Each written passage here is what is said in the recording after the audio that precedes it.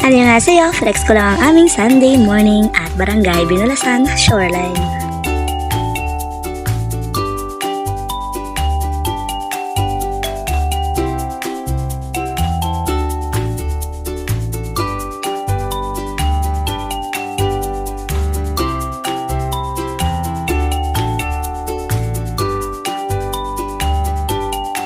Dahil kinabukasan ay Lunes, syempre back to work na naman kami. Kaya sinamantala namin na ang araw na ito para kami ay magsama-sama. Syempre may kasamang musang o mga marites at bayan.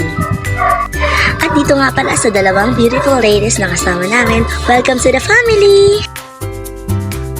Sometimes, you will never know the value of a moment until it becomes a memory. Kaya habang may pagkakataon, may panahon at oras na kasama ninyo ang inyong mga mahal sa buhay, ay sulitin ninyo ito sapagkat hindi natin alam ang mga pangyayari na susunod na mga araw. Live life to the fullest, ika nga.